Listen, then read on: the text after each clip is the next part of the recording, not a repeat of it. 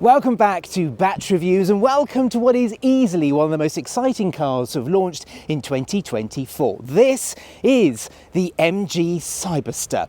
Now, coming up in this video, I'm going to take you on a full walk around tour of the car. We're going to look at the styling, the design, the interior, and of course, take it for a drive. But in addition to that, I'm also going to try and answer the question I've been dying to know ever since I first saw the concept version of this car.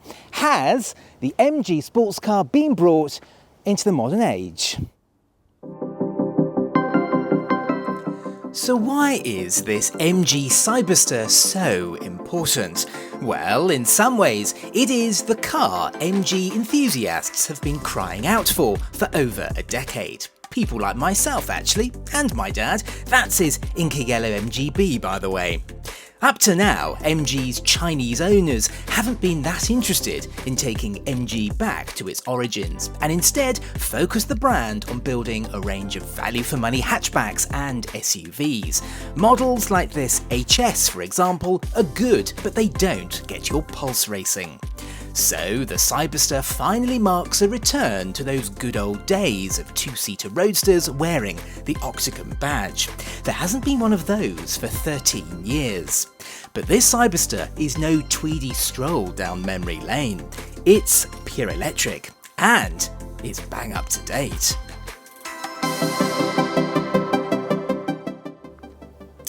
So this is it then, and I have to say it looks absolutely sensational. I haven't driven a car that turns quite so many heads or people ask me so many questions about than this, the MG Cyberster. Now, quite a few people have said it pinches a few design cues from plenty of other sports cars. A few people have said to me, F-Type, I can see that. But the main bulk of this car's design has been carried out by MG's design team in the UK, in central London. Also, keeping with the UK theme, MG have also developed this car for UK roads and for European roads. They've done that tuning, all of that R&D at its facility at the Longbridge factory. They've still got a facility there where, of course, they used to build cars, but this is where a lot of the R&D has been carried out. Let's start off with the design then, and the first thing I really like is this really curvaceous front end. It does remind me of the MGB just a little bit, but there is clearly some classic sports car design cues in this design. These LED headlights, they look tremendous, don't they? Really fancy design. So you've got your LED day running light in 3 sections, and when you put the indicators on, they turn into the indicators, and then you've got your LED, big LED with SAIC Vision badge on it. It really gives a lot of personality to the car, a lot of sort of visual aggression in the front end. Very flowing. The whole car's design is sort of stretching backwards, and when you come round to the side you can see it has got that traditional sports car long bonnet, short rear end profile. This is the GT model, the top spec one, so it's got all-wheel drive, dual motors. We'll talk a little bit more about that later on, but because it's the GT you get these 20-inch alloy wheels. Really nice design, I think, two-tone, and as you can see we've got MG branded Brembo brakes. It's just plastic, but on the entry-level trophy model you get a 19-inch wheel with a different design. I'm a big fan of this strake that's running along the sill that flicks up there, and we've even got a 100th anniversary badge there. Presumably that's only going to be for cars built in 2024 because of course it is 100 years of the MG brand. Cecil Kimber founded the Morris Garage's MG brand in 1924, and the Chinese company SAIC, which now owns MG, is fully exploiting that heritage because it gives them a little bit of an advantage over all the other Chinese car makers that are launching electric cars right now. One thing you'll notice, a few people have asked me this, why is there a parking sensor right in the side of the door? There's also another one right here, and there's a simple reason for that. This car has got scissor doors. So if you are opening this car, if you're opening the doors in your garage or in a multi-storey car park, of course you don't want that door to clout the roof, do you, or anything else? So those sensors are always going off. The bad side to that is when you open this door, if you are standing, like I am, right here, see, right here, and you press that button, it'll stop because you are standing too close to the door. It just makes getting in and out a bit of a laborious process, but there is no denying it is a bit of a showstopper, isn't it? A £60,000 sports car that has doors, well, like an old Lamborghini Diablo. Let's carry on around the back, and first of all, let's just talk about the roof. Now, this is fabric, as you can see, folds away in 15 seconds at speeds of up to 30 miles an hour. You'll also note a lot of this black trim round the back here, and that, I think that is designed to sort of reduce how bulky the back end of this car is, because you can see there is a bit of a hump right there. I'll pop in a photograph of the car with the roof up. I actually think it still looks a bit bulky, actually, but they have designed to give it a very sleek appearance, and when the roof is down, this really does look very, very stylish indeed. So the first thing to mention are these fantastic rear lights. They have come straight off the concept car, and what really takes your eye are the arrows. Now, the indicator forms that part of the light, so this doesn't flash amber, it's just this edging here, but that long LED strip that is divided into two separate pieces looks really, really smart, and at night it is very, very distinctive. Further down at the bottom, we've got a bit of a sort of a fake diffuser. It's a bit of trim, a bit of garnish really, but I do like the yellow sort of pinstriping on the bottom of it. There's also the Cyberster name right there. I'm not a fan of this name, I have to be perfectly honest with you, but what I do like is the classic kind of script. Let's talk about charging, because of course this is an electric sports car. It's not old-fashioned, this. Huge charging flap, just appreciate that for a moment. Of course, you've got your AC and your DC rapid charging. This car can charge up to speeds of 150 kilowatts. It means a 30 to 80% top-up should take around 38 minutes. Now, the interior is pretty snug in here, so I've put the camera on wide-angle lens, but even then, it's a bit difficult to show you the entire interior, so I'll use some cutaway shots to illustrate the interior a bit better. But let me just give you a bit of a brief tour of the interior. So, first of all, the interior fit and finish, it is absolutely extraordinary. Really very good in here indeed. I think this is fake leather, or it might actually be leather. I'm not entirely sure. Whatever, it feels like leather, and it's so well stitched. It feels really plush. You've got this Alcantara trim on the inside. That's a really nice design, that, isn't it? You've got the soft leather there, the Alcantara that stretches down. This is quite F-type-y, isn't it? Quite Jag F-type. Into the centre console. Again, everything feels really well put together.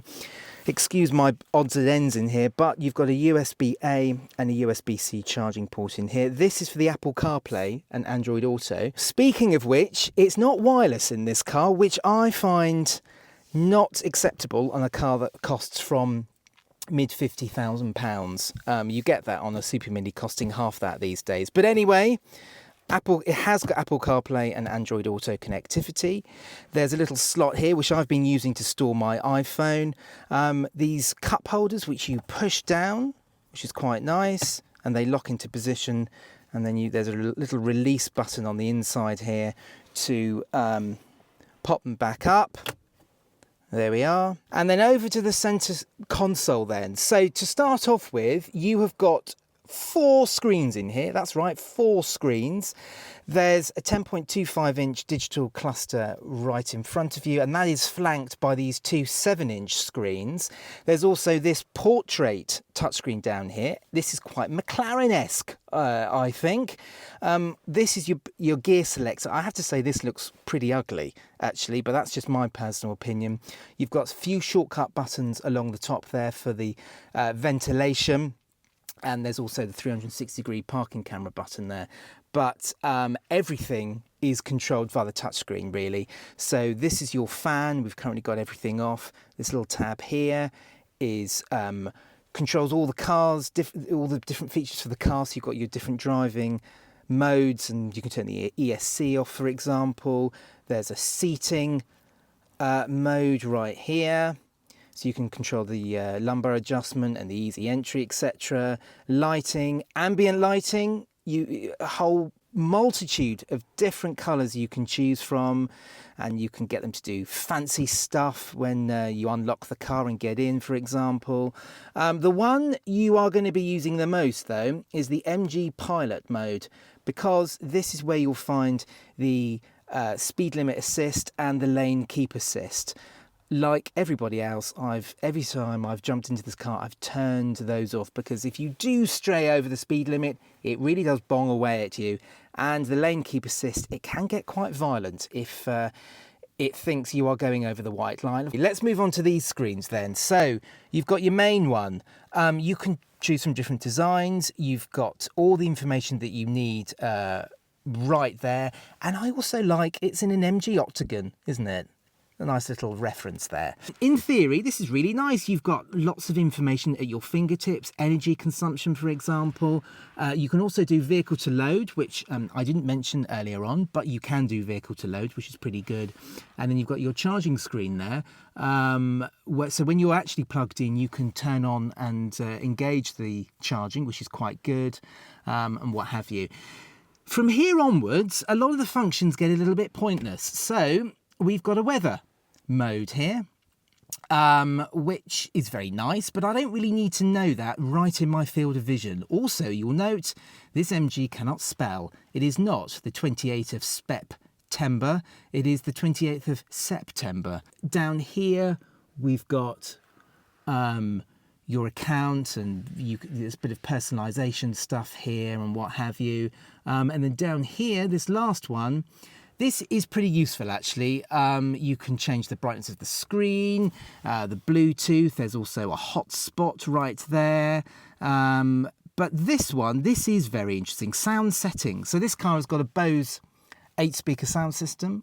Very good indeed. But if you scroll down, you get the choice of Bose EV-SE. So you can choose the sound this car makes. You can go for an electric sound. You hear that? So when you're pressing accelerator, you get that electrical kind of sound effect. Or you can go for a fuel sports car. Listen to this. I'm in two minds about that. I shall come back to that a little bit later on. But anyway, that is pretty useful. What isn't useful is this mode, the MG button. And on this screen, it tells me where my local MG dealers are, which... why I need to know that when I'm driving, goodness only knows. Perhaps it's because if you break down, you can call your local dealer. I don't know. But the funniest one is the test drive option, because, of course, when you are driving a car, the thing you really need to do is to organise a test drive of another car, don't you? Let's move on from that. And then the other screen on the other side is what you'd expect, really. This car's got built-in sat-nav. It's got Apple CarPlay and Android Auto, and there's your phone function. The thing I don't like about these screens, though, is, let me just get into the driving position. So, when you're driving along, can you see the problem? If you've got your hand here, and on the other side, you cannot see those screens whatsoever. Not too much of a problem with the screen over here, because a lot of it's supplementary information. Over here, where you've got your Apple CarPlay, when you've got your hand here, you really do have to sort of lean your head over to actually see the screen. Of course, you can move your hand, but even then the rim is in the way. MG did show this car off with a yoke. So it was just the bottom half of the steering wheel. The top half had been removed, Tesla style. I don't like the look of it, but it would solve that problem. Multifunction steering wheel, all very easy to use, nice buttons. You've got your drive modes here.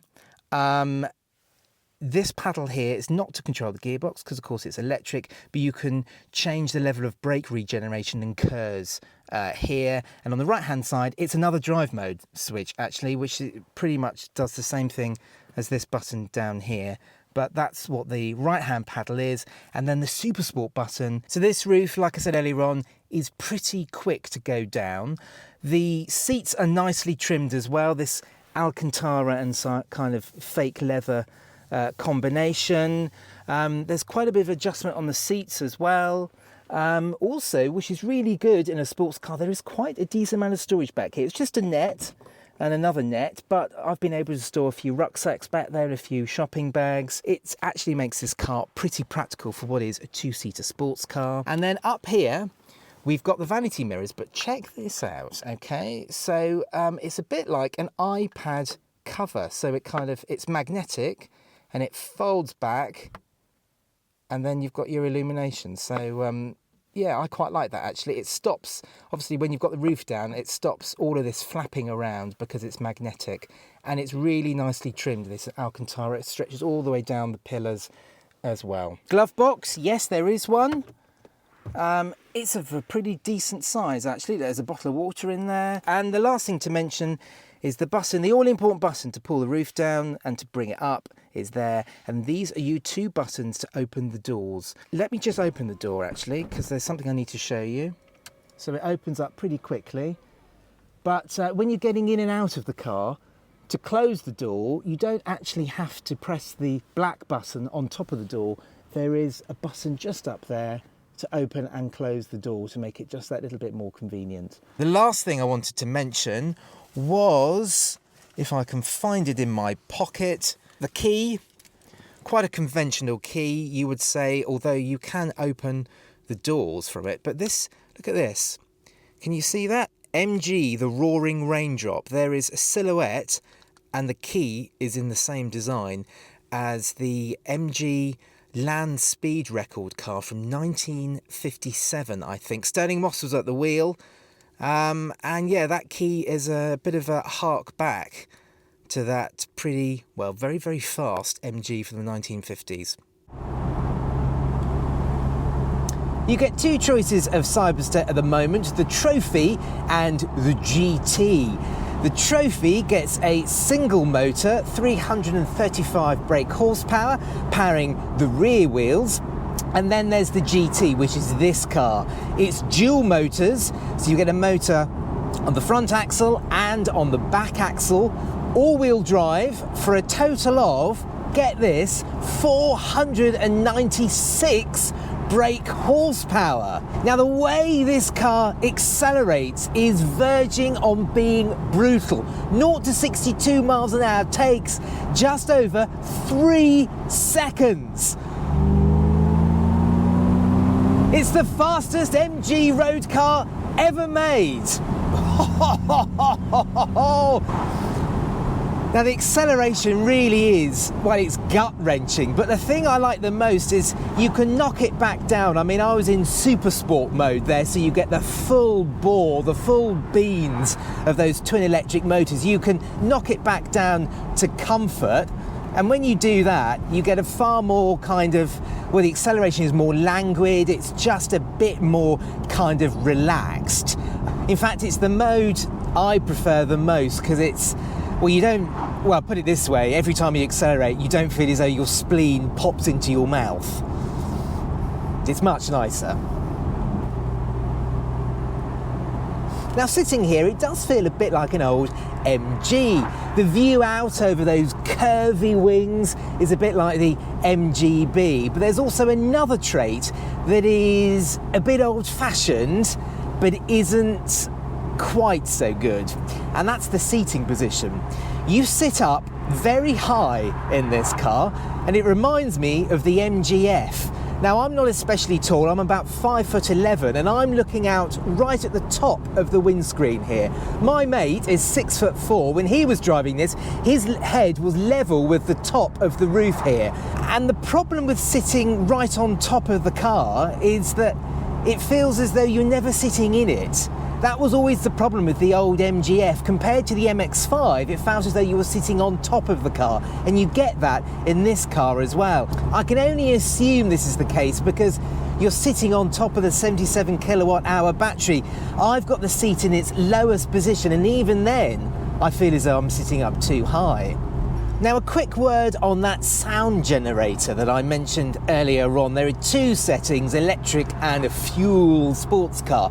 I haven't put it in the electric mode. It sounds too much, well, it sounds too Star Trek-y for me. I've left it in the fuel mode. I haven't been able to work out how you turn it off completely, so I've left it in the fuel mode. At low speeds, it sounds awful because, of course, it's not mated to like a fake gearbox. It's much like the Abarth 500. It's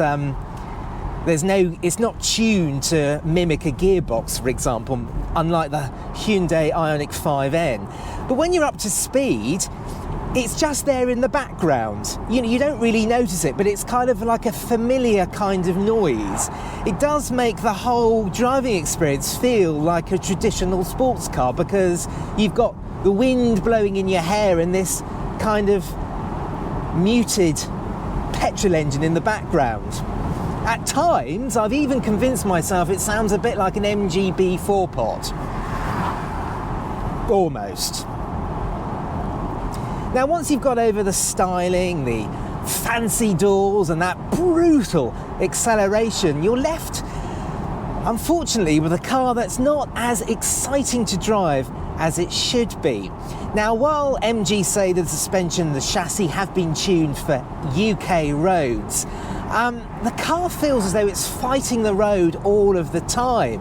Imperfections make the car feel as though it shimmies around, and if you attack an undulating road, the car just gets all wobbly and it feels really, really unsettled.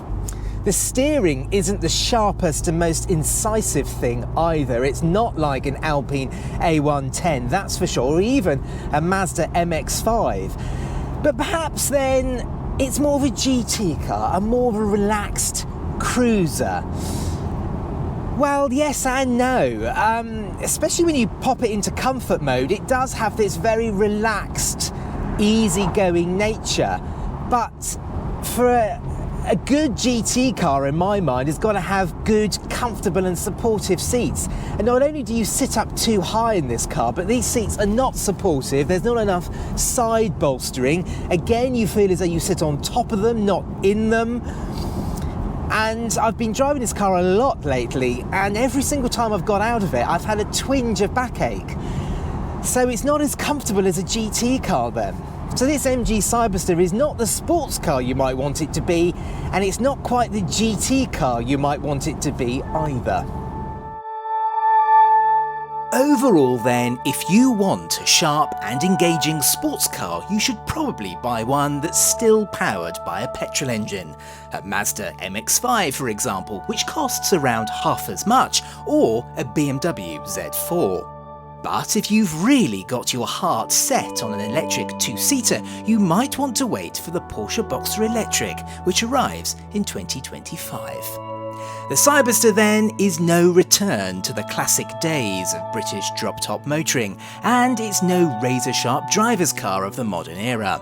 But when viewed as a starting point to a more sporting, charismatic MG brand, not to mention electric two-seater motoring in general, the Cyberster is a pleasing start.